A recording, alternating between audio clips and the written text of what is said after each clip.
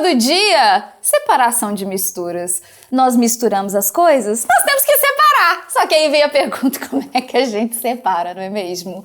E nós temos várias técnicas de separação. Hoje nós vamos conhecer técnicas interessantes e vamos conhecer também sistemas bem diferentões que talvez vocês nunca tenham ouvido falar assim. Eu uso muito dessa aula para a gente discutir sobre algumas substâncias e condições também que são interessantes e que caem nas provas meio que misturados em outras sessões e que podem fazer parte das questões relacionadas à separação de misturas, que também pode vir como outro nome, tá, gente? Algumas apostilas de alguns outros cursos vem como análise imediata. Essa terminologia para separação de mistura, ok? Mas aqui nós vamos usar o nome tradicional mesmo. Pois muito bem.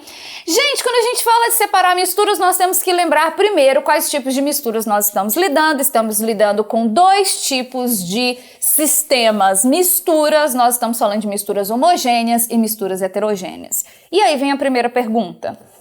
O que define uma mistura homogênea? Possui uma só fase. Misturas homogêneas serão soluções, serão dispersões que terão substâncias em escala muito pequena, menor que 1 nanômetro, de acordo com a dona IUPAC, que manda em mim, né, a União Internacional de Química Pura e Aplicada, que manda aqui em mim e falou assim: tá, misturas homogêneas serão soluções, teremos uma dispersão, uma solução verdadeira, então essas misturas homogêneas terão apenas uma fase, a olho nu ou a microscópio. Isso é muito importante, porque as misturas heterogêneas terão duas ou mais fases.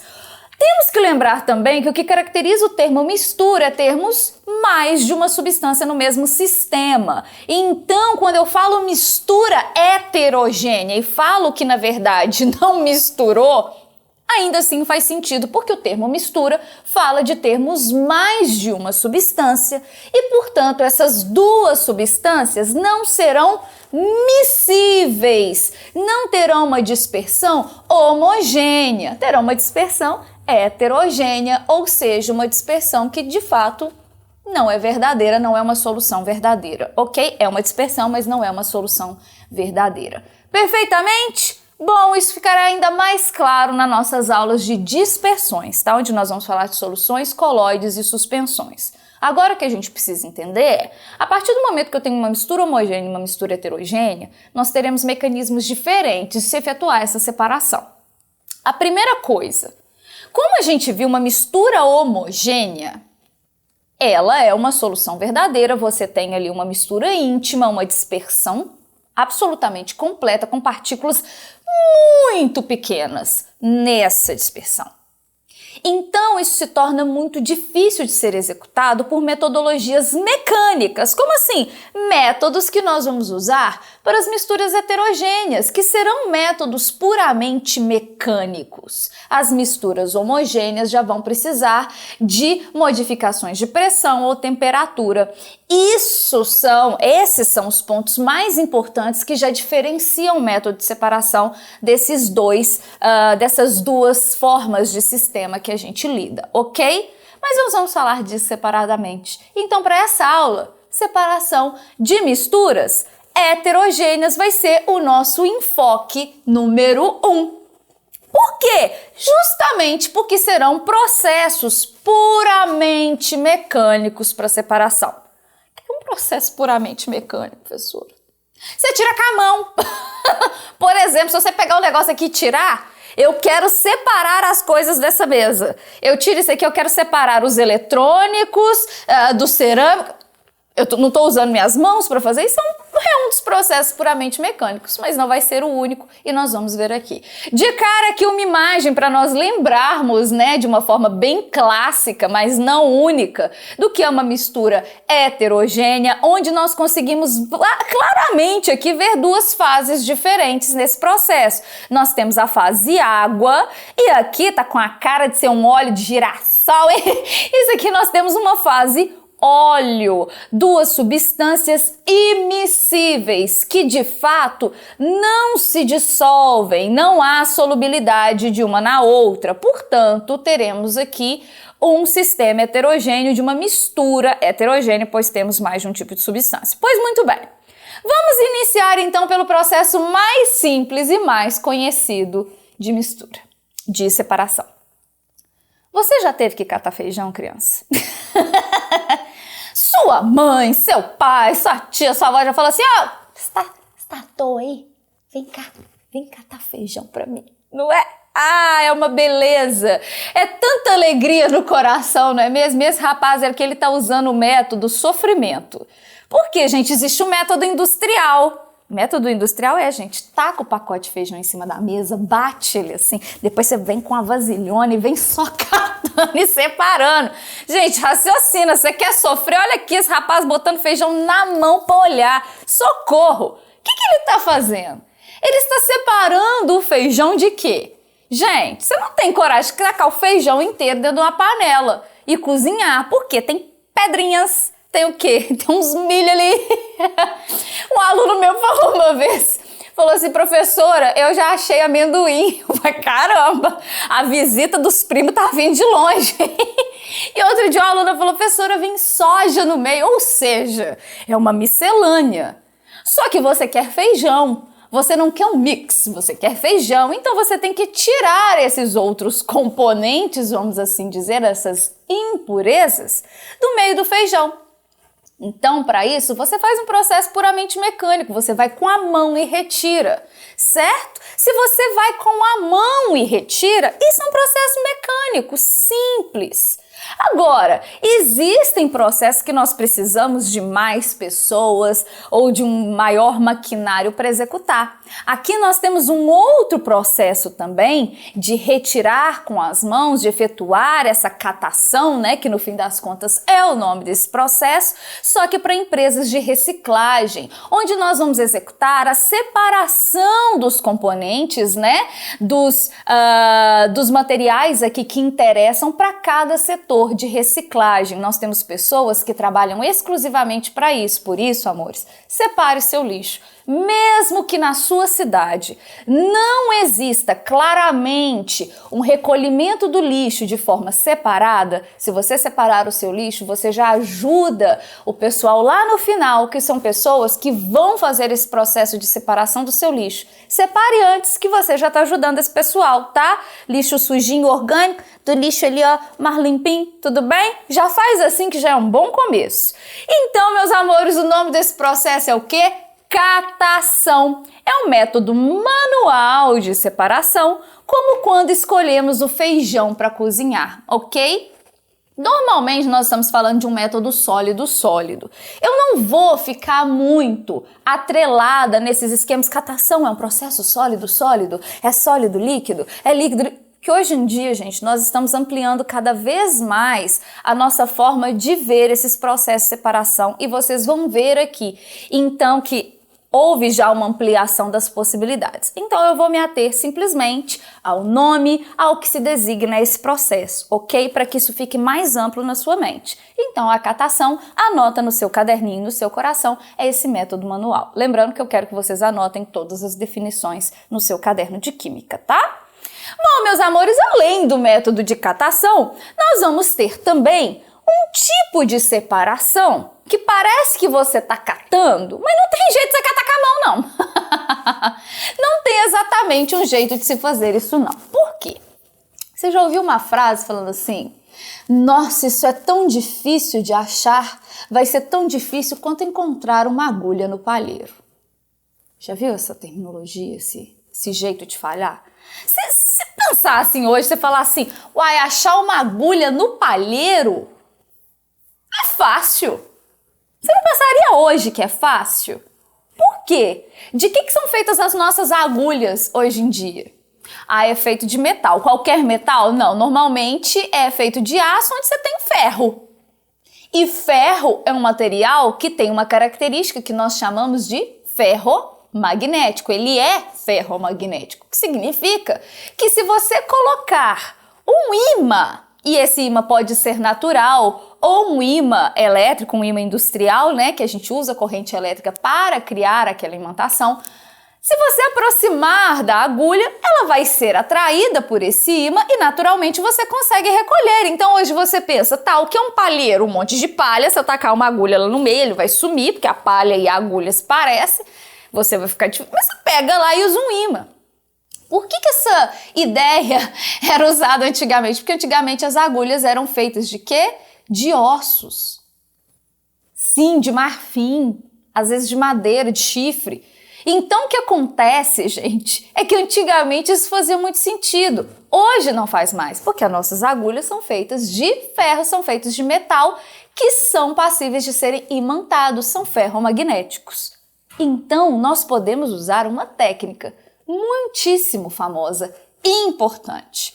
Observe essa imagem aqui onde nós temos um ímã justamente puxando, atraindo partículas metálicas que estavam misturadas aqui, uma areia ou um enxofre pulverizado, o que quer que seja. Isso aqui com certeza é limalha de ferro. O que é limalha de ferro, gente? São lascas de metal. Então você consegue puxar, atrair esse material ferromagnético através desse uso, simplesmente. Olha que prático. Agora, professor, eu tenho que fazer isso com esses imãzinhos pequenininhos, nesse sofrimentozinho aí? Acho que não precisa não, hein? Industrialmente dá pra gente fazer? Dá. Isso é utilizado, gente, largamente em indústria, só que aqui, obviamente, nós estamos trabalhando com um ímã enorme, são ímãs que não são normalmente ímãs naturais, aqui nós estamos falando de ímãs elétricos, tá? Depois vocês dão uma olhada aí, dá uma olhada pra vocês verem esses ímãs gigantes, daqueles filmes bem hollywoodianos, que o pessoal tem aqueles ímãs enormes que carregam veículos. Pois é, nesse nível aqui que eu tô falando. E o que tá acontecendo aqui? Está ocorrendo a limpeza de um material. Limpeza através da retirada de materiais aqui ferromagnéticos que conseguem ser imantados de forma adequada e atraídos pelos ímãs. Aqui nós temos iron, né? Iron. Então nós temos partículas de ferro aqui que estão sendo atraídas por esse ímã, ok? Então isso também é utilizado industrialmente. Obviamente nós já estamos falando dessa separação magnética que nós tanto conhecemos e é uma separação que é mais importante do que vocês imaginam. Agora, por que a gente tem que tomar cuidado de pensar que a separação magnética é uma separação exclusivamente de sólido e sólido? Porque, como vocês sabem, eu sou pesquisadora, eu sou cientista e eu não posso negligenciar os métodos que a gente pode usar em laboratório, como, por exemplo, separar partículas magnéticas de suspensões líquidas. Sim, isso aqui é um exemplo que pode ser feito em laboratório. Aqui nós vamos ter um GIF lindo, ele vai reiniciar aqui, tá? Só para que vocês entendam. Isso aqui, gente, é uma braçadeira de ímã, é uma braçadeira que ela vai reter as partículas ferromagnéticas que estarão dentro desse líquido. Então, para fazer a separação das partículas aqui que são magnetizáveis, que estavam dispersas em suspensão provavelmente deste líquido, essa braçadeira foi utilizada em volta dessa vidraria, ela aprisiona as partículas magnéticas nas paredes da vidraria, fazendo com que o pesquisador tenha facilidade de separar o líquido que ali estava. Observa que interessante essa separação que foi feita. Olha ali, também uma separação magnética. Só que nós estamos vendo aqui que é uma separação sólido-líquido. Isso é usado para algumas especialidades, vamos assim dizer, em pesquisa, onde você precisa fazer essa técnica de separação desta maneira. Mas é também o que nós podemos classificar como separação magnética, que você vai ver em suas próprias pesquisas, que normalmente é classificada como uma separação sólido e sólido, mas aqui nós vemos que ela também em pesquisa pode ser usada como sólido e líquido, ok? Então, a separação magnética separa misturas nas quais um dos componentes tem propriedades magnéticas e é atraído por um ímã, simplesmente assim. O mais comum realmente é utilizarmos para separar a limalha de ferro de outros componentes, como serragem, como a areia mesmo, né, como está descrito aqui, como enxofre e tantas outras coisas, e isso faz sentido principalmente em indústria ou locais onde você tem serralheria, por exemplo, onde você tem ali a liberação de limalha de ferro por algum motivo. Tudo bem? Espero que vocês estejam entendendo. Agora eu quero me aproveitar dessa ideia aqui para mostrar para vocês uma mistura que, pasmem, isso aqui vai ser uma mistura heterogênea, pois trata-se de um coloide e coloides não são soluções e, portanto, coloides são misturas heterogêneas, apesar de terem partículas pequenas, não são suficientemente pequenas para serem consideradas soluções e, portanto, homogêneas. Só que esses coloides aqui, eles vão formar o que nós chamamos de ferrofluidos. Olha que doideira!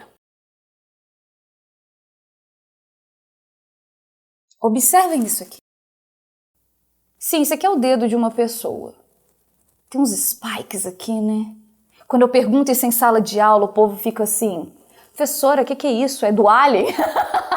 Isso aqui é dos filmes da Marvel, né? O que nós temos aqui? É o Venom? A primeira coisa que as pessoas pensaram é que é o Venom. Agora observe essa imagem aqui, porque ela fica mais legal e mais chocante. Coisas de filme de terror poderia ser usado para isso, mas na verdade, gente, isso aqui é uma mistura coloidal, uma dispersão coloidal que nós chamamos de ferrofluido. Isso aqui nada mais são do que partículas muito pequenas de magnetita, por exemplo. E essas partículas muito petitinhas são misturadas com um líquido, pode ser água, tá? E normalmente é, formando ali uma dispersão coloidal que tem esse aspecto, né, que tem esse líquido preto e que quando você aproxima um ímã, ela é capaz, obviamente, como pelo próprio nome é magnetita, ser magnetizada. Então ela é atraída pelo ímã. E quando você tem atração pelo ímã, você tem essa forma, né, essas formas bizarras. Então o que está aqui na boca, né, dessa caveirona, que nada mais é do que um ímã que está sendo ligado e desligado para causar, né, essa impressão muito estranha e, obviamente, atrair essas partículas tão pequenas e magnetizáveis que nós temos aqui. Por isso, formam-se esses spikes aqui, nessas pontas. Professora, para que as pessoas estudam isso? Fique atento. Hoje as pesquisas científicas estão estudando muito os ferrofluidos. Inclusive na UFMG, um laboratório que é vizinho ao meu, eles estudam ferrofluidos com a intenção, e aí uma intenção fantástica, de utilizar isso para tratamento de câncer. Sim, os ferrofluidos serão ali substâncias que elas receberão um aquecimento ou, bom, elas vão receber uma irradiação específica depois de serem inoculadas pelas células, que serão células neoplásicas, e ali você consegue fazer um tratamento muito localizado. Se você utilizar um determinado tratamento sobre essas células de forma localizada, você consegue matar essas células de dentro para fora. Então, gente, os ferrofluidos, eles são usados em uma gama imensa, obviamente, de pesquisas científicas, dentro da engenharia, dentro da ciência dos materiais e também dentro das áreas biológicas e da saúde. Pasmem, tá? Por isso que eu queria apresentar esse material para vocês, que ele é magnetizável aqui, é uma mistura heterogênea, mas nesse caso não consegue ser separada pela separação magnética. Tudo bem? Continuando aqui, o que o senhor está fazendo? Ele está sofrendo, sim, no sol, meu filho, calombo ali no sol. E peneirando. Sim, gente, isso aqui é uma peneira. E como é que a gente conhece uma peneira? Uma peneira, gente, a gente não usa só na construção civil. Nós usamos peneirinhas no nosso cotidiano. Essa moça aqui já está peneirando farinha. Por quê? Diz que o bolo fica mais fofinho quando você peneira a farinha antes. Aprendi isso no YouTube, com as confeiteiras do YouTube, olha que legal. Então você tem que peneirar a farinha. E o que é peneirar, gente? O que é peneirar? É você separar uma coisa da outra. Ok, mas você está separando o que do quê? O que que esse cara está fazendo? O que que essa moça está fazendo? Eles estão separando coisas pelo tamanho. Partículas menores de partículas maiores. Ah, ele tá separando a areia das predas. Eu sei que é pedra, tá, gente? É brincadeira. A areia das predas, né? Dos cocôzinhos de cachorro que fica ali na areia, que o cachorrinho vai lá. Então ele tá separando isso. Só que a gente pode falar isso de uma forma mais bonita. Estão separando as partículas de acordo com a sua granulometria. O que é grânulo? Grânulo é o grão, é o tamanho da partícula. Metria, tamanho, certo? Então, grão é a partícula, metria, tamanho. Granulometria, nós estamos separando pelo tamanho da partícula. Então, uma separação granulométrica, ela analisa pelo tamanho da partícula. Como? Você vai ter aqui uma malha, e essa malha tem uma abertura específica, tem uns buraquinhos, e ela vai deixar passar as partículas que tiverem o tamanho ou menores, normalmente, que esses buraquinhos, elas passam. As que forem maiores ficam, é bem simples, não é verdade? Sim. Agora é interessante, a gente está falando de métodos aqui sem muita precisão, né? A gente não está buscando muita precisão aqui. Agora, no laboratório a gente busca? Sim. No laboratório nós usamos uma peneira, que se meu professor da época da faculdade me escutasse falando peneira, aliás, ele pode aparecer aqui a qualquer momento, igual um fantasma e me dá um peteleco. Ele não deixava a gente usar o termo peneira, ele morria. O nome disso aqui é tamiz. Então, o tamiz, a gente usa essa terminologia laboratorial e é mais correta. O tamiz é uma peneira analítica, é uma peneira que tem uma abertura de malha, que é uma abertura específica, ela tem uma escala. Cada tamiz desse daqui, ele tem uma numeração, normalmente é uma escala que a gente usa chamada escala mesh, e essa escala, ela tem um número que tem um significado relativo ao tamanho da abertura de malha. E ela é muito cuidada, essa peneirinha, que é esse tamiz, pois ela é usada em laboratório, ok? E ela é usada especificamente para... Na verdade, ela é usada para várias áreas, o pessoal da engenharia de produção, engenharia civil usa muito, mas a minha área também, que é da ciência dos materiais, nós usamos muito também para fazer separação do tamanho de partículas cerâmicas, e nós trabalhamos muito com um tipo de vidro, que é uma cerâmica, é um pó de vidro que nós chamamos de vidro bioativo. A gente usa muito disso aqui. Gente, esses casos que eu conto para vocês são muito importantes. Isso é Enem, tá? Fiquem ligados, às vezes, nessas historinhas que eu conto de laboratório, porque isso aí cai. Então, meus amores, a gente usa dessas peneirinhas para separarmos as partículas desse pó, por exemplo, do vidro bioativo, que é o enfoque do meu laboratório, e separar de acordo com os tamanhos. Então, aqui embaixo nós vamos ter as partículas de menor tamanho e aqui em cima nós vamos ter as partículas de maior tamanho, certo? Então nós conseguimos fazer essa separação. Aqui, para vocês verem, é um tamiz utilizado na engenharia civil e, obviamente, aqui a abertura de malha é uma abertura maior, ok? Porque também é o primeiro sempre tem uma abertura maior e nós vamos tendo uma abertura de malha sendo diminuída ao longo do caminho. Normalmente nós usamos vários tamizes em sequência para encontrarmos, termos as partículas do tamanho que queremos. E aqui vocês veem o quanto que ela é perfeita. Ela não é como uma peneira utilizada em construção ali naquelas áreas de civil, porque ela exige precisão, ok? Então o nome desse processo aqui, peneiração ou tamização, ok? A peneiração ou tamização pode ser feita de forma mecânica ou manual, como vocês viram aqui embaixo, tem um equipamento, só para mostrar para vocês, esse aqui é um equipamento que faz esse mix, esse chacoalhar, para que as partículas vão descendo. Chique, né?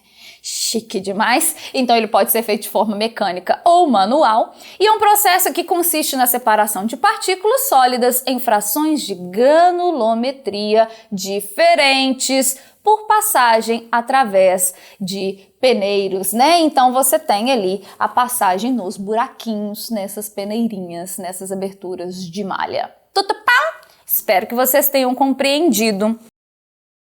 Próximo, o que essa senhora bonitinha tá fazendo aqui tão fofinha?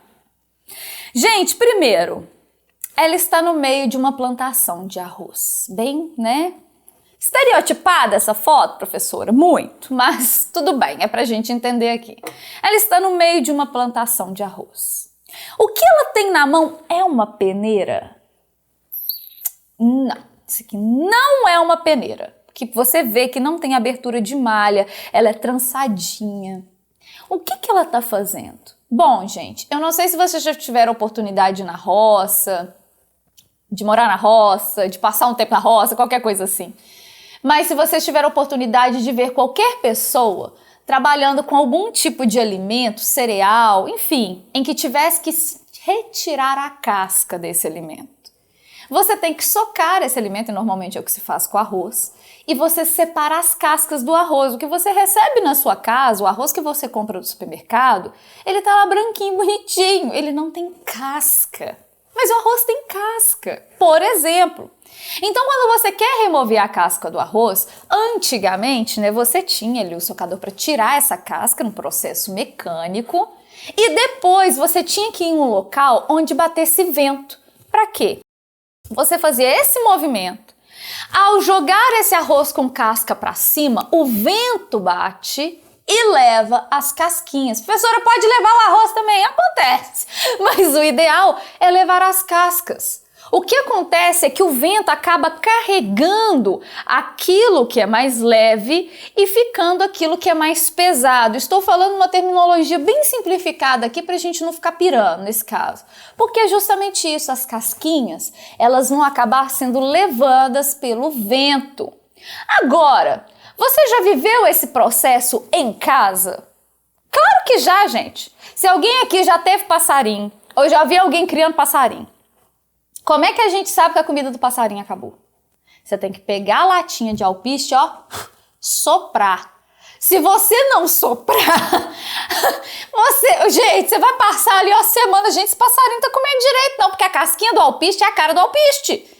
Então você não vê que o alpiste acabou, de repente, pum, passarinho morreu. Gente, passarinho morreu de fome, porque você não soprou e você não viu que não tinha alpiste mais, só tinha casca. Então você tem que soprar. Da mesma forma, se vocês, a mãe, a tia, sei lá, alguém da sua família, ou mesmo você quis comer um amendoinzinho torrado, comprou amendoim, torrou. Depois de torrar, você fala assim, tem que tirar a casca? Primeiro, você tem que fazer assim, não tem? E para tirar? Você sopra a casca lá no quintal, de preferência, para não fazer bagunça. Gente, isso aí, você tem que soprar. Tudo que a gente está falando aqui, nós estamos falando a mesma coisa. Só que aqui eu vou te dar uma ideia para facilitar a sua vida. Se alguém pedir para você soprar a casquinha de amendoim, ó, tá com ventilador. Já usa o ventilador aqui para fazer essa separação que se chama ventilação. O sólido mais leve é separado por uma corrente de ar. Exemplo, grãos de café e cascas. Olha só, mais uma opção. Então, gente, a ventilação que é um método de separação fácil, gostosinho, simples de entender, mas que pode cair de várias maneiras para você na prova, ok?